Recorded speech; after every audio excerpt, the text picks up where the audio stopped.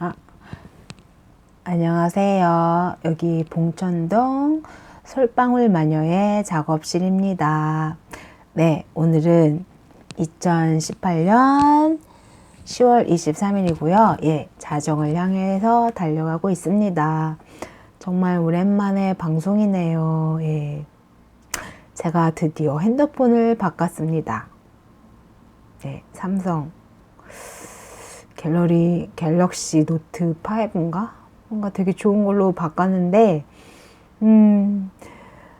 여러분들은 저를 보지만 저는 셀카인 제 자신을 보거든요. 그래서 참 사람들의 속마음을 아는 회사구나라는 생각이 들어요. 이 셀카로 보이는 내가 나의 가장 이상적인 모습을 보여주는 것 같은데요. 뭔가 결점을 커버하면서 그렇다고 내가 아닌 것도 아니면서 네, 마음에 듭니다. 네. 아, 방송 분량 20분 지켜야 되겠죠? 예. 말이 길어지면 재미가 없기 때문에 예, 진행을 하도록 하겠습니다. 네. 저희 방송 컨셉은 뭐죠? 뭔 소리지? 무서워라. 예.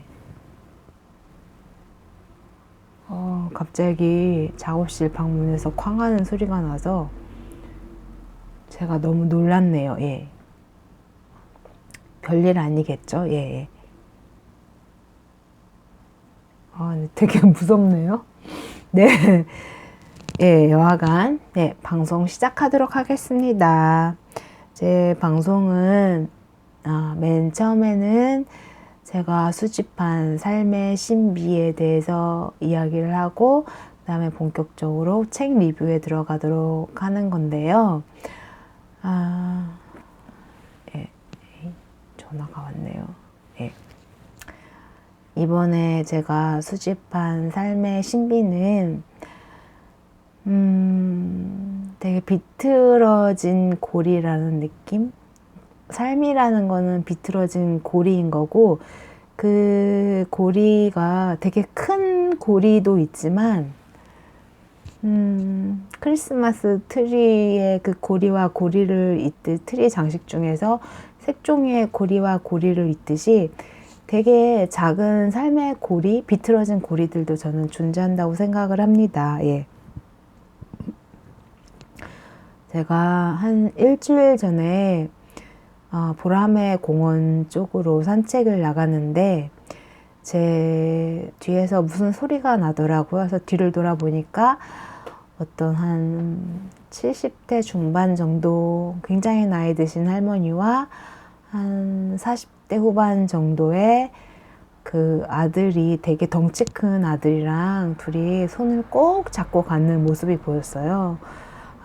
이제 다시 가을철이라서 미세먼지가 생겨서 그런지 마스크를 쓰고 있었는데 두 분이 끝말잇기 놀이를 하더라고요. 그래서 아들이 엄마 유리 그 다음 그 얘기해봐. 그 다음에 끝말잇기 뭘까 했더니 엄마가 한참 생각을 하다가 리발간 이러더라고요.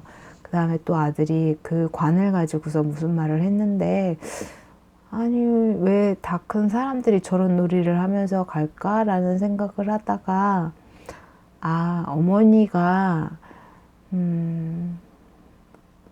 많은 거를 잃어버리는 병에 걸리셨구나. 그래서 그 기억을 잊지 않도록, 단어를 잊지 않도록 그 큰 아들내미가 옆에서 그런 놀이를 하는구나 라고 알았어요. 그러면서 그게 오전의 일이었는데 자정이 되도록 그 생각이 나더라고요. 그래서 자정이면 시계가 다시 한 바퀴 돌잖아요. 그런 것처럼 언젠가 그 할머니와 그 다 성장한 아들이 어렸을 때 상황이 있었을 것 같아요. 그때는 아들이 꼬마였고 엄마가 아들을 보호했겠죠. 그때 이제 아이들한테 단어를 가르치려고 그때 분명히 끝말잇기 놀이를 했을 거예요. 저도 끝말잇기 놀이 어렸을 때 했거든요. 그러니까 어떠한 삶의 고리라는 거? 엄마가 아이를 낳고 시간이 흘러서 아이가 되고 주름진 투성이에 그 시뻘겋게 태어난 아기가 나이가 들어서 장성해서 어른이 되고, 근데 그 어른이 아이가 된 어머니를 돌보는 그런 모습들, 뭔가 계절이 순환하듯이 달력이 1월에서 12월이었다가 다시 1월로 돌아오듯이 모든 것이 순환을 하지만 결코 제자리는 아닌 뒤바뀐 자리에서 순환을 한다는 사실이 아름답기도 하고 너무 슬프기도 했습니다. 예. 네. 그게 제가 이번에 느낀 삶의 신비였고요. 예. 그러면은 마녀의 산책. 본천동 솔방울의 마녀의 산책. 예, 책을 산책하는 저희 리뷰를 갖도록 하겠습니다. 더 많은 이야기를 하고 싶지만 예, 서론이 너무 길기 때문에 예, 이번 시간에는 헬렌 켈러의 내가 살아온 이야기 예, 자서전을 제가 이제 중간중간 읽도록 하고요. 저번 이야기 때는 그간에 헬렌 켈러가 1살이 막 넘었을 때 고요를 앓고서 이제 삼중고가 되었던 이야기가 나오고, 이번에는 어떤 이야기를 할 거냐 하면은요. 네. 아이고. 빈 시간에 이런 거 좀, 보여드릴까요? 예. 예. 헬렌 켈러 자서전을 필사를 하고 있어요. 이렇게 필사를 하면서 어떠한 논리를 펴겠다 그것보다는 하나하나 그냥 제가 느꼈던 거, 의미 있다고 생각하는 거, 한번 탐구해보고 싶은 거에 대해서는 밑줄을 긋고 네이버 백과사전에서 찾아보고 제가 느낀 지점들을 정리하는 건데요. 예. 네, 이 부분을 시작하도록 하겠습니다. 예. 헬렌 켈러 내가 살아온 이야기 챕터 2고, 이제 그 헬렌 켈러가 병에 걸리고 난 다음에 그 이야기예요. 예, 일단은 읽어드리도록 하겠습니다. 병에 걸렸다 나온 후 첫 한 달 동안 무슨 일이 있었는지 통 기억나지 않는다. 내가 아는 거라곤 엄마가 집안일을 하느라 왔다 갔다 하시는 동안 옷자락에 매달리거나 엄마 무릎에 앉아있곤 했다는 것뿐이다. 나는 모든 물건을 손으로 더듬어 만졌고 모든 움직임을 관찰했다. 이것이 내가 사물을 알아가는 방식이었다. 곧 나는 다른 사람과 의사소통이 필요하다는 것을 느끼게 되었고 투박하지만 나름의 신호를 만들어가기 시작했다. 머리를 흔드는 것은 아니를, 끄덕이는 것은 그래를 의미했으며 잡아당기는 것은 오라를, 미는 것은 가라를 뜻했다. 빵이 먹고 싶으면 빵을 써는 동작을 해보인 뒤 버터를 바르는 신용을 하면 되었다. 저녁 식사 때 아이스크림이 먹고 싶으면 냉동기를 작동하는 모양을 해보이고 몸을 부르르 떨어 춥다는 표시를 덧붙이면 되었다. 게다가 어머니는 내가 많은 걸 이해하도록 이끄는데 탁월하셨다.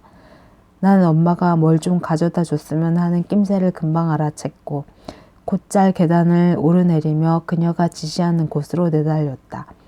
사실 어머니의 사랑이 듬뿍 담긴 지혜가 있었기에 나의 기나긴 밤은 늘 밝고 좋을 수 있었다.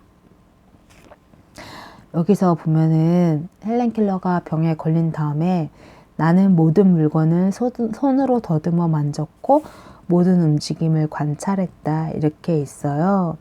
그러니까 관찰이라는 이 한문은 시각이라는 그런 뭐 의미가 들어가는데 왠지 영어에서는 이 관찰이 다른 뜻이지 않을까 합니다. 예.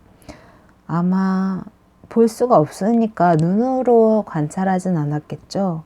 그러니까 손으로 촉각으로 아마 관찰을 했을 거예요. 그래서 헬렌 켈러에게 남아있는 감각은 후각, 미각, 촉각인데 후각과 미각은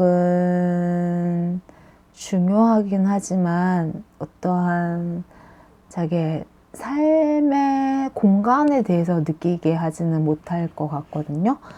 다행히 촉각이 있었기 때문에 헬렌 켈러는 이 세상의 공간에 대해서 알 수 있게 됐지 않나라는 생각이 들어요.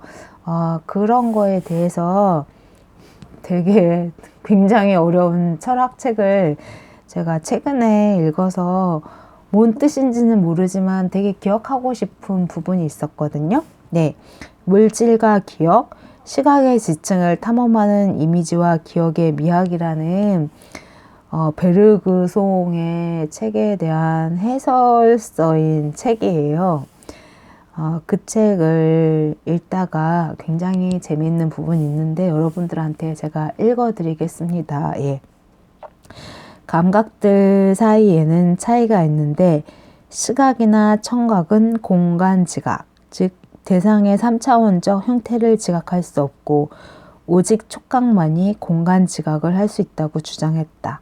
즉 우리는 대상을 만져보면 그것이 가진 입체성을 지각할 수 있다는 것이다. 손을 능동적으로 움직여 대상의 형태를 탐색할 때에만 그것이 가진 입체성을 파악할 수 있었다. 네, 방금 제가 헬렌 켈러가 그나마 촉각이 있어서 다행이다라고 얘기를 했잖아요. 근데 우리처럼 시각이나 청각이 있는 사람들한테는 촉각이라는 게 그다지 중요하지 않게 느껴질 수가 있어요. 예, 왜냐면은 보는 거, 듣는 게 가장 1차원적이니까요. 근데 만약에 그럴 리는 없지만 촉각을 잃은 사람이 있다고 쳐봐요. 태어날 때부터 어떤 촉각이 없다고 치면은 우리 앞에 펼쳐지는 어떤 모든 장면들은 저는 뭔가 영화의 한 장면일 것 같다는 생각이 들거든요. 그러니까 내 앞에 제가 영화관에서 영화를 봐요. 근데 제가 영화에 어떤 사물들이 나와요. 의자도 나오고 영화 배우 얼굴이 클로즈업 되지만 저는 그거를 만질 수는 없잖아요. 왜냐면 촉각 감각을 상실했기 때문에. 그러면은 그 영화는 마치 저희가 사진을 볼 때 우리는 이미 촉각에 의해서 어디가 튀어나오고 어디가 들어가고 어디가 앞이고 어디가 뒤인지를 알기 때문에 사진을 봐도 그 원근법이 이해가 되지만 그 촉각이란 감각을 태어날 때부터 없다고 치면은 그 공간에 대해서 저는 지각하지 못하고 이 세계가 마치 사진처럼 영화처럼 그렇게 인식될 수밖에 없다는 생각이 들어요. 하지만 다행히 그래도 신은 헬렌 켈러에게 촉각까지 걷어가시지는 않으신 것 같습니다. 예, 이상 제가 헬렌 켈러에게 촉각이 얼마나 중요한지에 대한 저의 해석이었었고요. 그 다음에 또 이야기를 하려고 했는데 너무 시간이 길어져서 예, 그냥 건너뛰고 그 다음에 이제 제가 읽어드릴 거는 그렇게 해서 헬렌 켈러가 어떤 신호나 아까 신호, 손짓 이런 걸로 삶을 영위했다고 하잖아요. 그렇게 이제 살았었는데 다시 조금 더 나이가 들면서 깨달은 거죠. 내가 다른 사람들과 다르다는 것을 언제 처음 알게 되었는지는 기억나지 않는다. 그러나 선생님이 오시기 전인 것만은 분명하다. 나는 어머니와 친구들이 내가 쓰는 것과 같은 신호를 사용하지 않는다는 것을 알았을 뿐만 아니라 그들이 입을 사용한다는 것을 알았다. 입을 사용한다는 것을 알았다. 때때로 나는 대화하는 두 사람 사이에 서서 그들의 입술을 만졌다. 도무지 이해할 수 없어서 화가 났다. 입술을 움직여 봤지만 아무 소용이 없자 미친 듯이 손짓 발짓을 해댔다. 때론 이것 때문에 더 화가 났으며 그러면 나는 지칠 때까지 발길질을 하고 괴성을 질러댔다. 내 생각엔 당시 내가 내 행실이 나쁘다는 것을 알고 있었던 것 같다. 왜냐하면 부모 엘라를 걷어차고 괴롭히다가도 좀 진정이 되면 후회스러운 마음이 들곤 했던 것이다.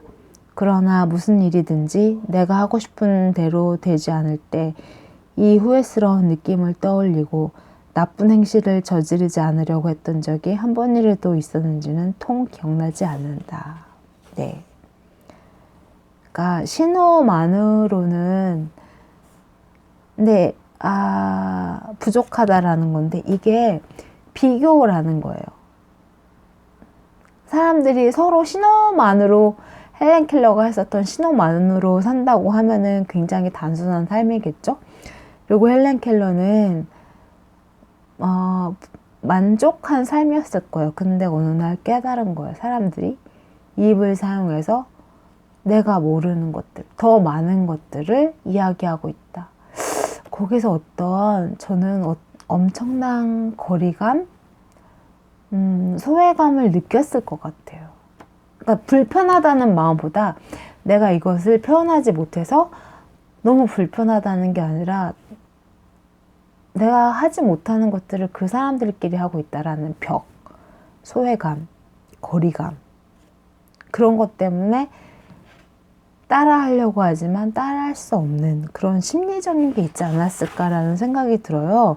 그러니까 그런 거에 대한 약간 복수심을 상징하는 헬렌 켈러의 어린 시절의 이야기가 있거든요. 예, 그거를 제가 읽어드리도록 하겠습니다. 헬렌 켈러 이제 지금 읽어드리는 거 이후로 헬렌 켈러의 어린 시절에 되게 짓궂고 재미난 장면들이 많은데 이것들은 이제 생략을 하고 아까 방금 제가 얘기했던 그 소외감을 해소하는 추억에 대해서 말씀드리겠습니다. 이맘때쯤 나는 열쇠 사용법을 익혔는데 어느 날 아침 나는 어머니를 식품 저장실에 가두고 말았다. 어머니는 그 안에서 3시간을 꼼짝없이 갇혀 있어야 했다. 마침 하인들은 집에서 좀 떨어진 곳으로 일하러 가고 집에는 어머니를 꺼내줄 사람이 아무도 없었던 것이다.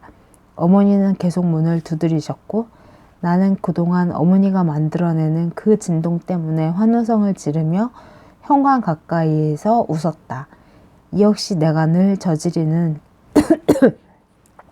악이 없는 장난들 가운데 하나일 뿐이었지만 그 일을 계기로 부모님은 가능한 한 빠른 시일 내에 나를 교육시켜야 한다는 걸 깨닫게 되었다. 털리번 선생님이 오시고 얼마 되지 않은 어느 날 드디어 나는 선생님을 방에 가둘 기회를 잡을 수 있었다.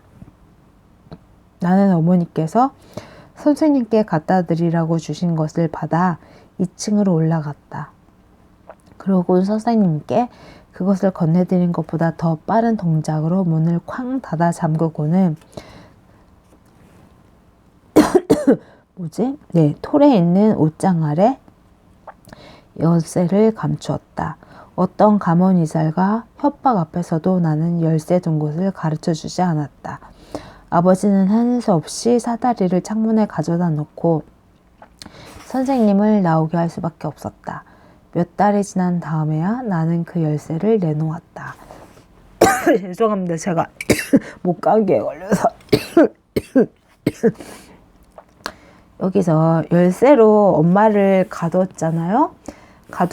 가두면 엄마가 쾅쾅쾅쾅 문을 두드리면 당연히 소리는 들리지 않지만 그 진동을 느끼고 그게 되게 재밌었다고 얘기를 했어요. 그래서 제가 처음에 읽었을 때는 그냥 그 진동이 좋아서 재밌었나? 엄마가 진동을 만드는 게 재밌어서 그랬나라는 생각을 했는데, 제가 앞에 이야기한 부분 있잖아요. 소외감. 다른 사람들은 서로 입을 통해서 이야기를 하는데 나는 그렇지 못한 소외감, 짓눌림, 억울함. 그런 것들이 그 엄마가 문을 쾅쾅쾅쾅 두드리는 그거에서 헬렌 켈러가 해소되지 않았을까 해요. 너도 한번 당해봐라. 그런 거겠죠. 그런 거 있잖아요. 내가 너무 괴로운데 내 아픔을 다른 사람도 알아줬으면 좋겠다라는 마음, 그 마음 때문에 헬렌 켈러가 엄마를 가두었던 건 아닐까. 그냥 장난으로 엄마를 가둔 게 아니라 분명히 엄마도 내 심정을 알아줬으면 좋겠다라는 마음으로 가둔 거고요. 헬렌 켈러가 나중에 만날 선생님을 가뒀었는데, 설리번 선생님 가뒀었는데, 그것도 저는 그 마음의 일환이라고 생각을 해요. 그래서 몇 달 뒤에 열쇠를 내놓았다고 쓰여져 있잖아요. 그거는 이제 몇 달 뒤에 선생님과 어떤 신뢰가 생겼기 때문에 그 열쇠를 주지 않았을까 합니다. 그래서 이렇게 쭉 읽어가면 아무튼 헬렌 켈러가 동생한테 질투했던 이야기들, 헬렌 켈러가 기르던 강아지와의 이야기들, 이런 것들이 쭉쭉쭉 굉장히 많이 있고요. 예. 그 다음에 헬렌 켈러가 나이가 점점 들어갈수록 아까 사람들이 입으로 얘기하는데 자기는 그렇지 못하다고 했잖아요. 그런 거에 대한 소외감이 점점 커진 것 같아요. 저는 욕구가, 여기 책에서는 욕구가 커졌다라고 하지만 저는 소외감이라고 표현하고 싶습니다. 예, 그러면은 그 부분에 대해서 제가 읽도록 하겠습니다. 그러는 사이 의사표시의 욕구는 점차로 커졌다. 내가 만들어 사용해온 몇몇 신호가 다른 사람들과 의사소통하는데 그다지 효율적이지 못하다는 사실이 갈수록 자주 드러났고, 그럴 때마다 상대방을 이해시키는데 실패하는 나는 감정을 한없이 폭발시켰다. 보이지 않는 손이 자꾸 나를 움켜쥐는 것만 같아서 나는 미친 듯이 그 소나기에서 벗어나려고만 했다. 그러나 애를 쓰면 쓸수록 그 상태에서 벗어나지는 게 아니라 저항하려는 생각만 꾸역꾸역 강해져서 결국은 울음을 터뜨리고 기진맥진해질 때까지 발버둥을 쳤다. 어머니가 가까이 계셔 그 품에 파고들어 울기라도 할 때면 너무나 슬픈 나머지 왜 그렇게 울고불고 법석을 떨었는지 그 이유마저 잊어버리곤 했다. 의사소통 수단을 필요로 하는 욕구가 강해질수록 이런 식의 감정 폭발은 날마다 거의 매시간 일어났다. 저는 헬렌 켈러에 대해서 다들 많이 어린 시절 연극으로 영화로 되게 많이 만들어졌잖아요. 그 어렸을 때 한 마리의 어떤 짐승 같은 모습으로 묘사가 돼요. 근데 저는 지금 제가 읽어드린 부분을 보면서 이게 헬렌 켈러가 이렇게 앞도 못 보고 귀도 안 들려서 답답해서 그냥 그러는 모습이 아니라 어떠한 세상과 소통하고 싶다. 강렬하게 소통하고 싶다. 그러니까 그거를 끌어당기는 모습이라고 생각을 하거든요. 이런 삼중고가 있는 사람이 흔하진 않겠죠. 근데 이렇게 헬렌 켈러처럼 강렬하게 주장을 하는 게 있을 수 있을까요? 헬렌 켈러가 세상과 소통하고 싶다고 강렬하게 주장할 수 있는 방법은 앞이 보이고 귀가 들리는 사람들한테는 짐승 같은 울부짖음 아니었을까라는 생각이 들어요. 예. 그래서 저는 바로 이 부분에 있어서 이게 헬렌 켈러가 삼중고를 극복하게 된 가장 큰 헬렌 켈러의 꿈, 기원, 노력, 소원이 아닐까라는 생각이 듭니다. 왜인지는 모르지만 강렬하게 세상과 소통하고 싶다라는 헬렌 켈러 내면에 어떤 원하는 바가 있었기 때문에 자신이 할 수 있는 최선의 것, 울부짖는 것, 강아지나 고양이를 키우면은 되게 순둥순둥한 것들도 있잖아요. 어쩌면은 이런 상황에 있었는데 그거를 받아들이고 되게 얌전한 사람들도 있었을 거예요. 그러면 그 아이가 삼중고인 아이가 그렇게 얌전했다면은 부모님들이 이 아이를 어떻게 해야겠다. 교육을 시켜야겠다. 뭘 해줘야겠다라는 생각이 들었을까요? 그렇지 않았을 것 같아요. 그냥 얘는 여기에 만족하고 사나 보다 그러면서 그냥 아무 생각도 안 했을 것 같거든요. 저는 이게 정말 헬렌 켈러가 7살이 되기 전이긴 하지만 되게 어린 나이지만 세상을 끌어당겼다고 생각을 해요. 울부짖음으로, 짐승 같은 모습으로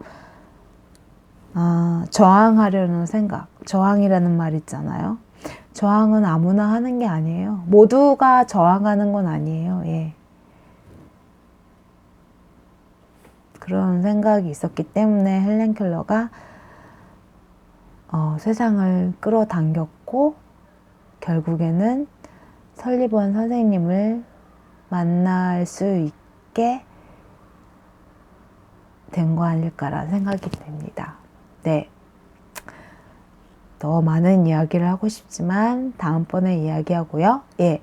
저희 방송 들어주셔서 감사합니다.